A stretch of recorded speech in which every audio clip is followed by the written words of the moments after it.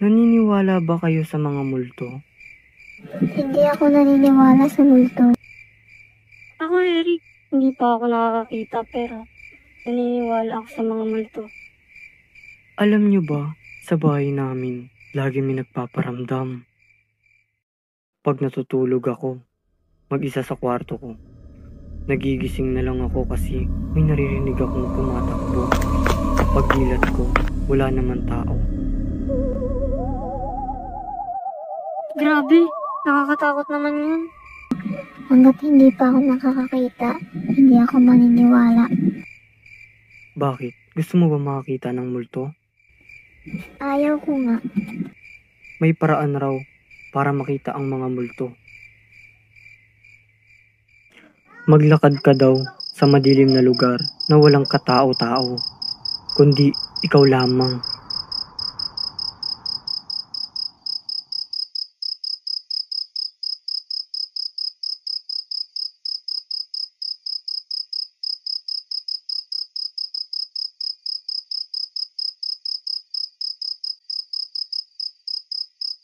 Sabay yumuko ka at sumilip ka sa pagitan ng iyong paa.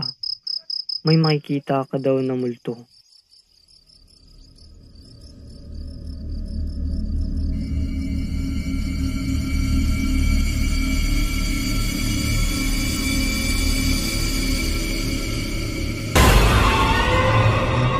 Oy, Eric, anong ginagawa mo dyan?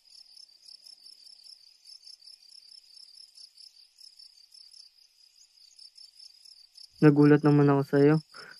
Kala ko multo na. Nakakatawa ka. Para kang pato. Ha ha ha. At yun na nga, hindi ko magawa kasi madaming tao sa lugar namin. Ikaw, May, subukan mo yun gawin. Di ba liblib sa lugar nyo? Sigurado, makakakita ka doon.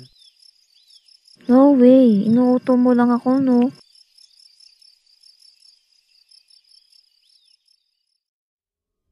Ang dilim naman at wala tao. Masubukan niya kung totoo sinasabi ni Eric.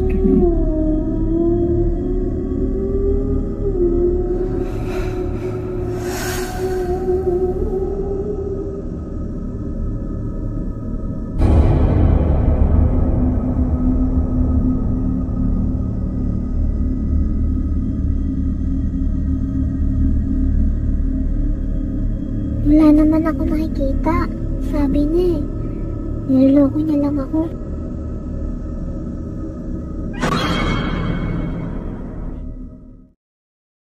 Ay! Nakakahiya. May tao na pala. Bakit nawala siya?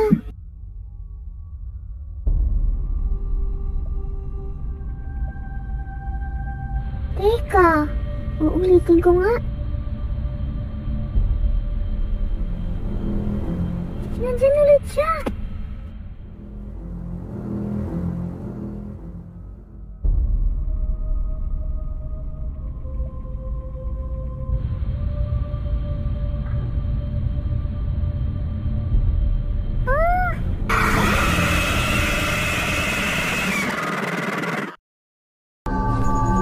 Pare,